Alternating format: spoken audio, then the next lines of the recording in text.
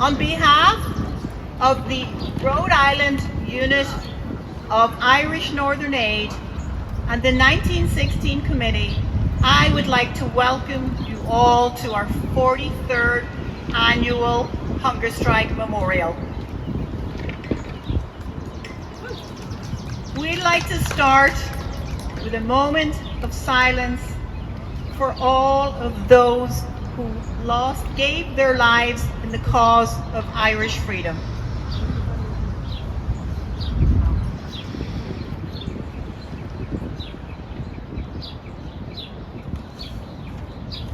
So we come here to remember, to commemorate, and to honor the immense sacrifice of 10 young men. The hunger strike was a protest that agonizingly emerged from 5 arduous years of the blanket protest. The British thought that by criminalizing the prisoners, they could marginalize the whole Republican movement. How wrong they were. They failed. Because Irish Republican prisoners of war stood for something far beyond self. They could not break one single prisoner who refused to be broken.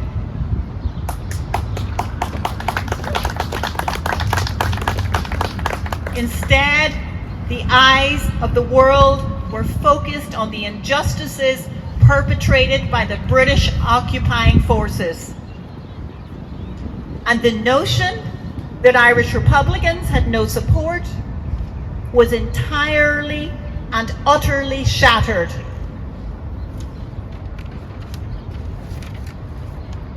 So this commemoration is an annual event for us. It has taken many forms over the last 43 years, but we have not missed one single year. The idea of a monument began to take shape after the 40th anniversary. And we went to the Irish American community for help. We didn't anticipate how wildly successful that fundraising would be. People donated money, time, and their expertise. Sean Sands came over with his band and not only brought the house down with his music, but swelled the fundraising coffers. But what warmed my heart the most was to see the people of this community who cared deeply about the men and their struggle. Last year at the unveiling, we were honoured with the presence of Malachy McCreesh, brother of Raymond, and hunger striker Pat Sheehan. As Pat told us last year, there are many traditions around the world that believe when a person's name is spoken aloud, they will never be forgotten. So I would like to proudly read the names of the 10 men.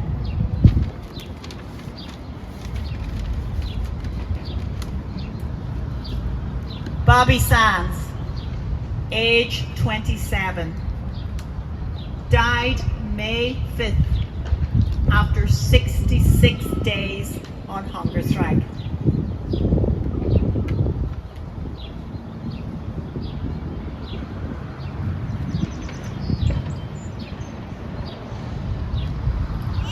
Francis Hughes, age 25, died May 12th after 59 days on hunger strike.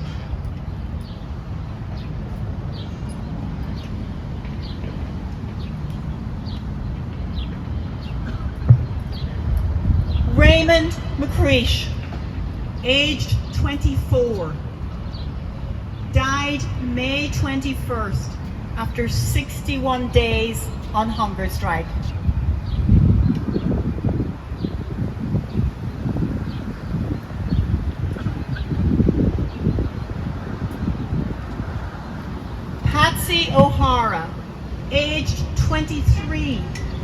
died May 21st, also after 61 days on hunger strike.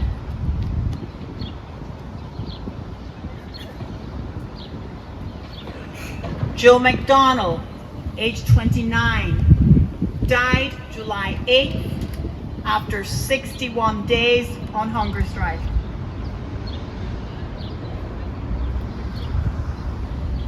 Martin Herson, aged 24, died July 13th after 46 days on hunger strike.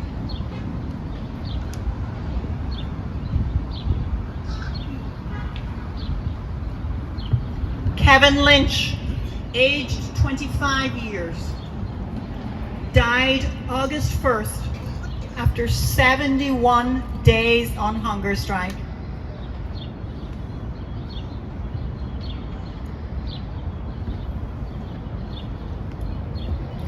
Kieran Doherty, aged 25, died August 2nd after 73 days on hunger strike.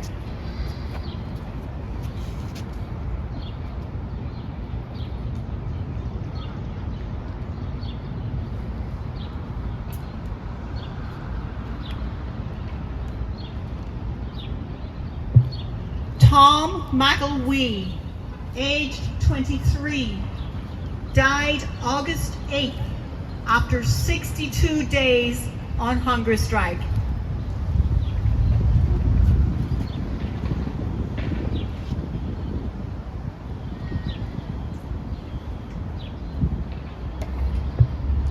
And Mickey Devine, aged 27, died August 20th after 60 days on hunger strike.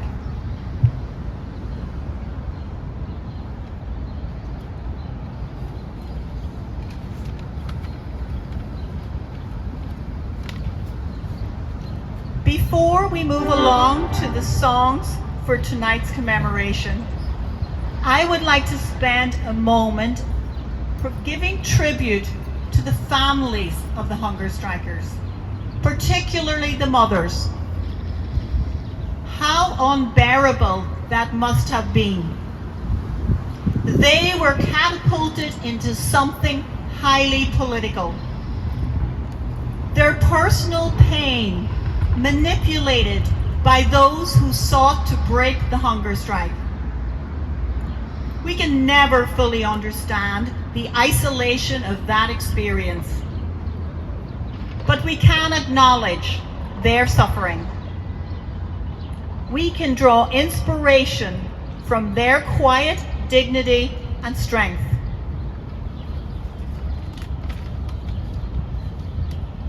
And I'd also like to acknowledge the women of the struggle.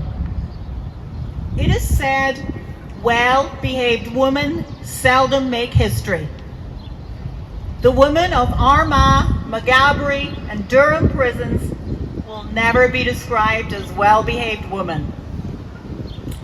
They faced unique challenges in prison, traumatizing experiences, the humility of strip searches, assaults, and denied reproductive justice. We owe it to them to remember their sacrifice. They held the line against all the odds, and so we will hold their place in history. So I'd like to now pass over to Finbar, who will sing our first song, On the Bridge.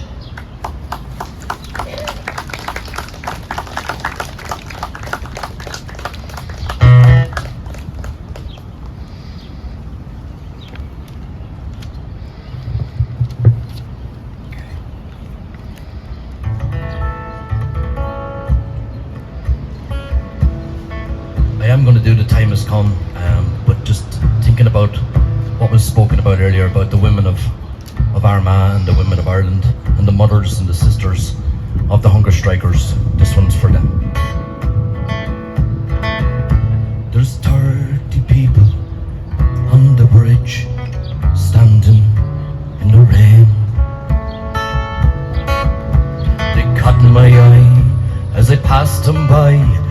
try to explain why they were standing there. I did not want to know. When trouble gets too close to home, my anger turns to fear. With my eyes turned to the ground, I moved along.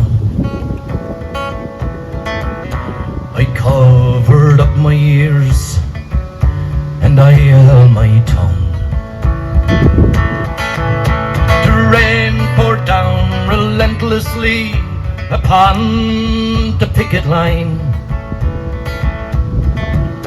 and the empty words fell from my lips.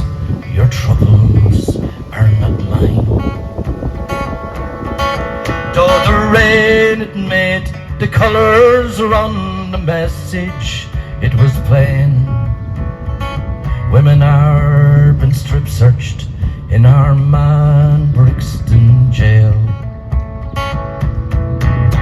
We kneel in adoration before effigies of stone. Our eyes turn to heaven, we're blind to what's going on. 6 women hold a naked woman pinned down on the floor. Without trial or jury, she's a prisoner of war. The rain it made the colors run, the message it was plain. Women are being strip searched in our man Brixton jail. Though the rain it made the colors run, the message it was plain. Women are being strip searched in our man Brixton jail.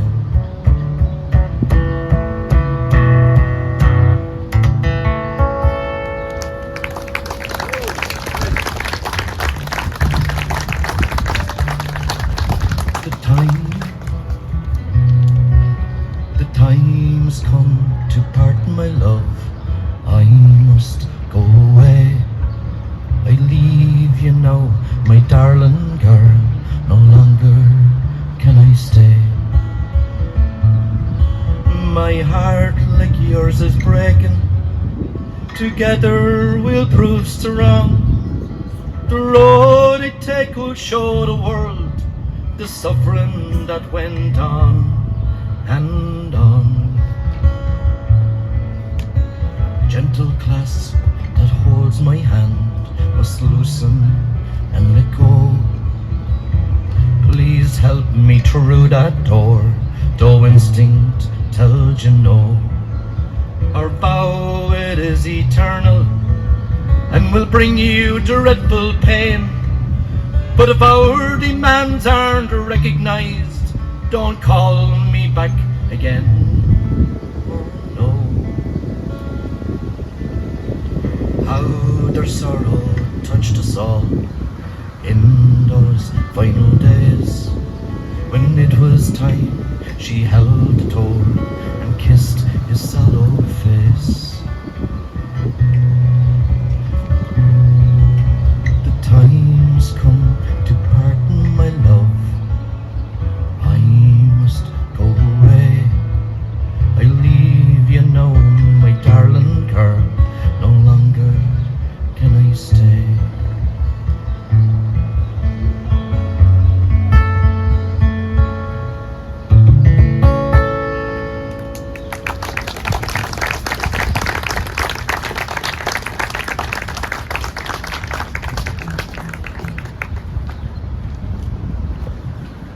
Thank you to Finbar, that was truly beautiful. Thank you. So in Republican circles, we often hear the words of Bobby Sands. Our revenge will be the laughter of our children. So in that vein, we are delighted to have 3 daughters of a friend of the 1916 committee and a close family friend of mine.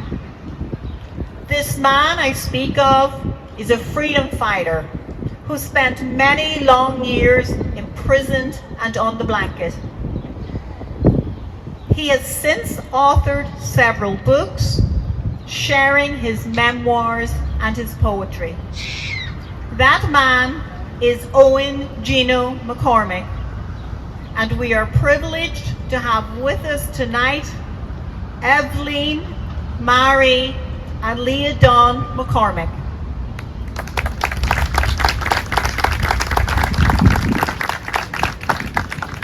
So they will read for us excerpts from Bobby Sands' diary and a piece from their father's writings. So let's give them a big welcome, please.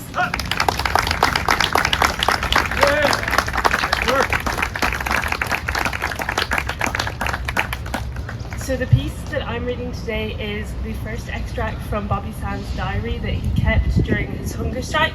So this was written on the 1st of March 1981, and it's his first day of the hunger strike. I am standing on the threshold of another trembling world. May God have mercy on my soul.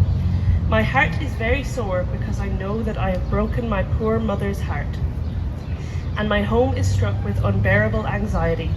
But I have considered all the arguments and tried every means to avoid what has become the unavoidable. It has been forced upon me and my comrades by 4.5 years of stark inhumanity. I am a political prisoner. I am a political prisoner because I am a casualty of a perennial war that is being fought between the oppressed Irish people and an alien, oppressive, unwanted regime that refuses to withdraw from our land. I believe and stand by the God-given right of the Irish nation to sovereign independence and the right of any Irish man or woman to assert this right in armed revolution. That is why I am incarcerated, naked and tortured. Foremost in my tortured mind is the thought that there can never be peace in Ireland until the foreign oppressive British presence is removed, leaving all the Irish people as a unit to control their own affairs and determine their own destinies as a sovereign people, free in mind and body, separate and distinct physically, culturally and economically. I believe I am but another of those wretched Irishmen born of a risen generation with a deeply rooted and unquenchable desire for freedom. I am dying not just to attempt to end the barbarity of the hate bloc or to gain the rightful recognition of a political prisoner, but primarily because what is lost in here is lost for the Republic and those wretched oppressed who I am deeply proud to know as the risen people. There was no sensation today, no novelty that October 27th brought. The usual screws were not working. The slobbers and the would-be despots no doubt will be back again tomorrow, bright and early. I wrote some more notes to the girls in Armagh today. There is so much I would like to say about them, about their courage, determination and unquenchable spirit of resistance. They are to me what Countess Markievicz, Anne Devlin, Mary Ann McCracken, Mary McSweeney, Betsy Gray and those other Irish heroines are to us all. And of course I think of Anne Parker, Laura Crawford, Rosemary Bleakley, and I'm ashamed to say I cannot remember all their sacred names.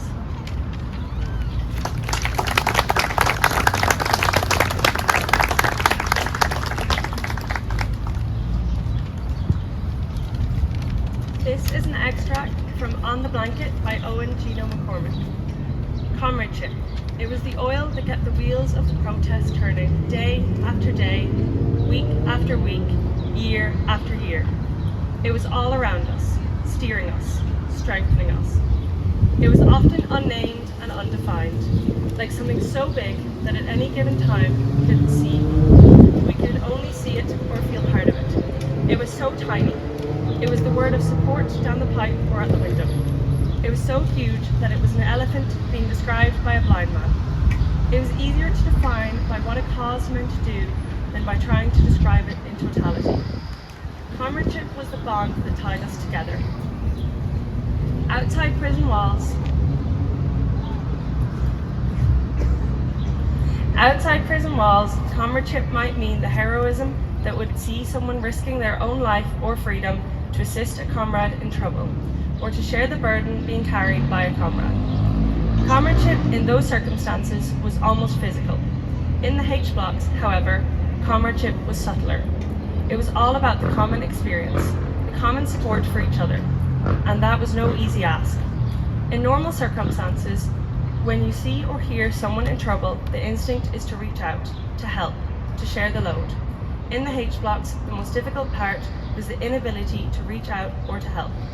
The steel doors trapped us from rushing to the assistance of a comrade being beaten, and indeed the true challenge was to listen to the plight of a friend, neighbour or comrade being dragged and kicked and batoned by screws, torn apart by knowing that the only help you could offer was to endure the same level of beating minutes later, while he, in turn, listened helplessly.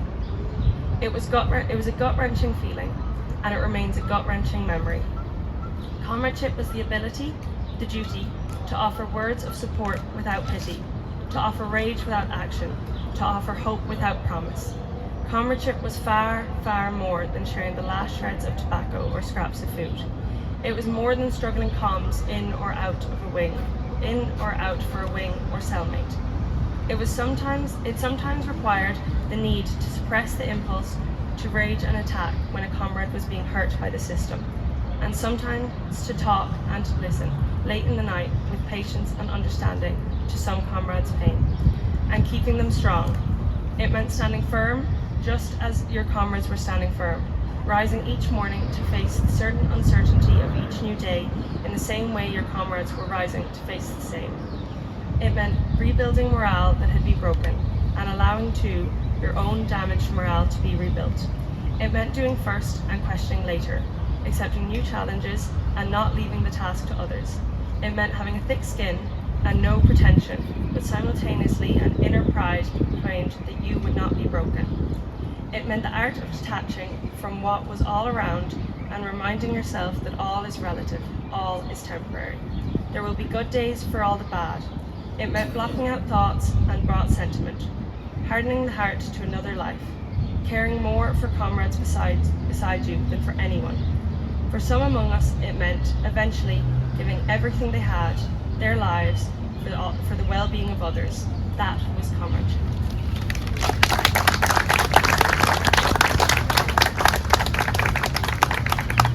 Hi, okay, so I have the final reading, and this is another extract from Bobby Sands' diary, and this happens to be his last entry, and this was on St. Patrick's Day, 1981.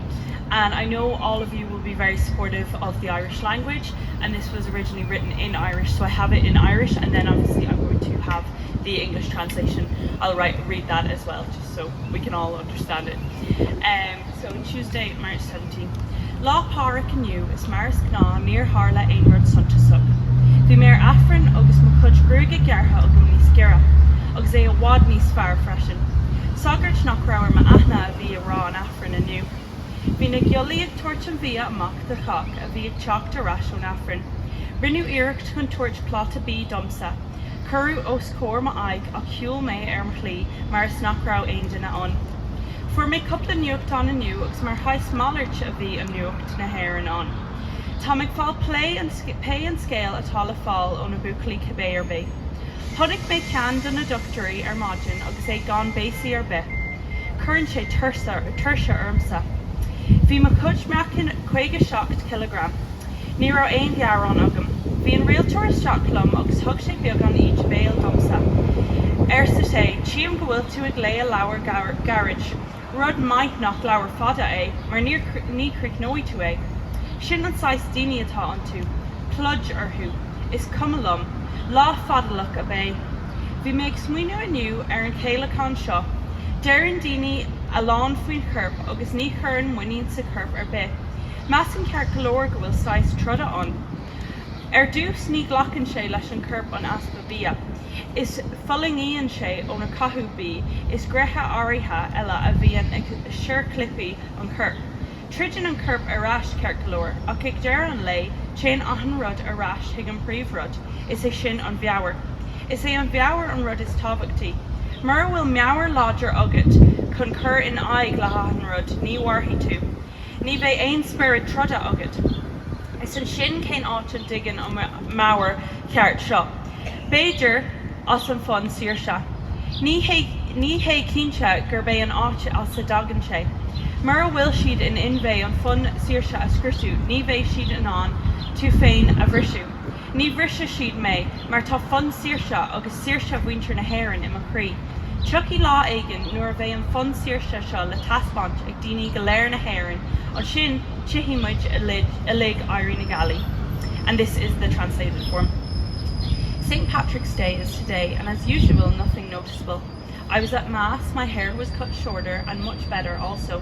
I didn't know the priest who said Mass. The orderlies were giving out food to all who were returning from Mass. They tried to give me a plate of food. It was put in front of my face, but I continued on my way as though nobody was there. I got a couple of papers today, and as a kind of change, the Irish news was there. I'm getting any news from the boys anyways. I saw one of the doctors this morning, an ill-mannered sort. It tries me. My weight is 57 kilograms. I had no complaints. The governor was in with me and gave me some lip. He said, I see you're reading a short book. It's a good thing it isn't a long one, for you won't finish it. That's the sort of people they are. Curse them. I don't care. It's been a long day. I was thinking today about the hunger strike. People say a lot about the body, but I don't trust it.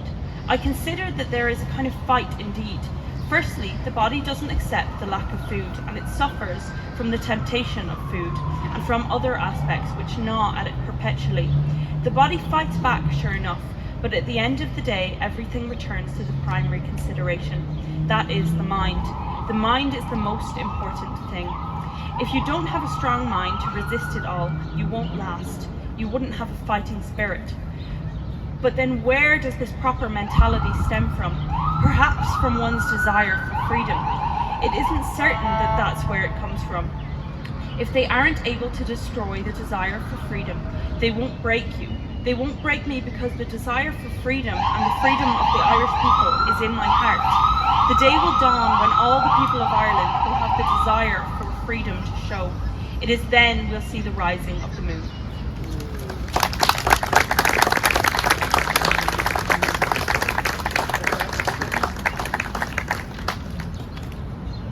I think we have to say a big thank you to the girls, as you'll probably all agree, that was powerful.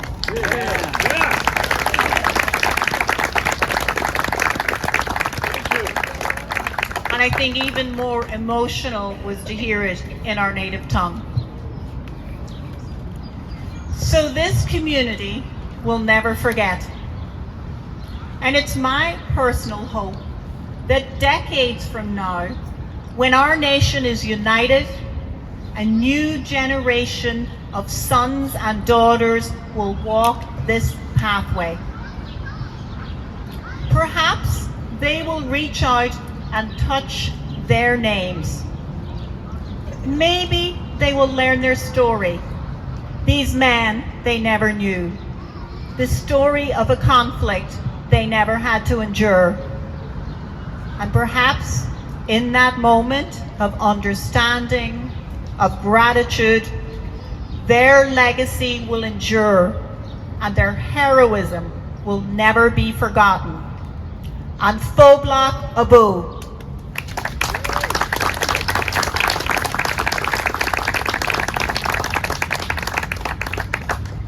And so we're going to conclude tonight's program with another beautiful song from Finbar.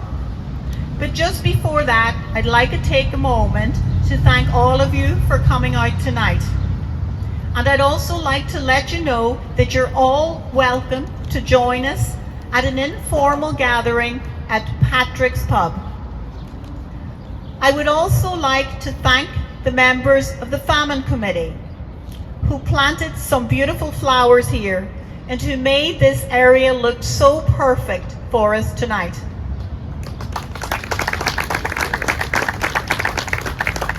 And that's Mary Smith, Claire Barrett, Sue McKenna and her son, and Jim Riley.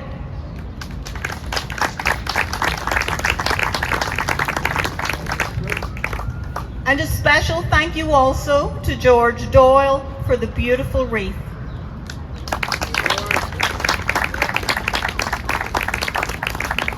And of course, I'd like to thank whoever it was that made the weather cooperate. So once again, I'm going to thank Finbar, and he's going to finish this event with another song, Forever in My Mind. So thank you all for coming out.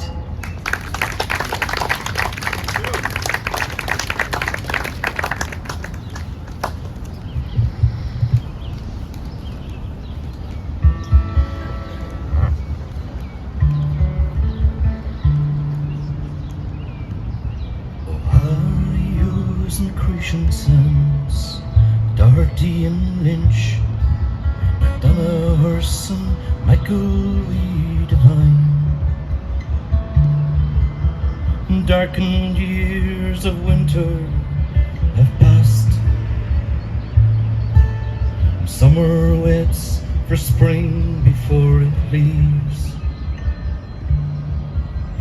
Blanket clad and wasted, the winter has been lost, not clean with hope a thoughtless nation gives.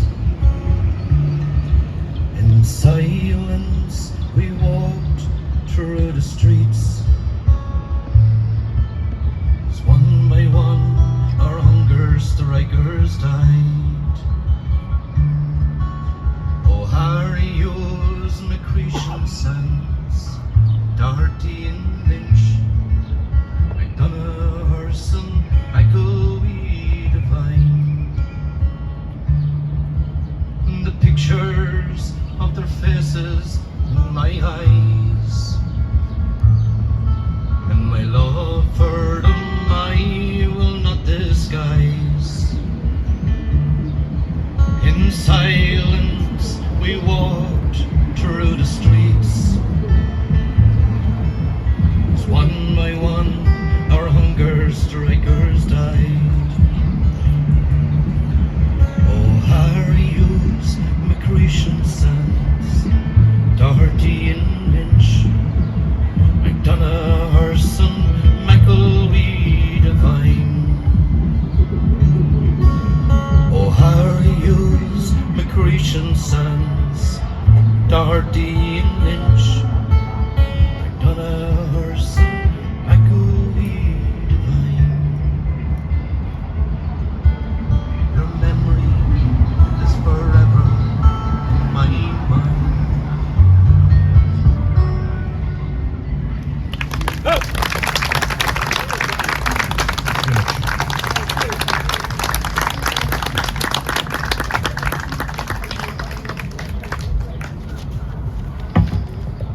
just going to say that concludes the events for tonight, and we hope to see you all over at Patrick's. Thank you. Thank you. Nice job,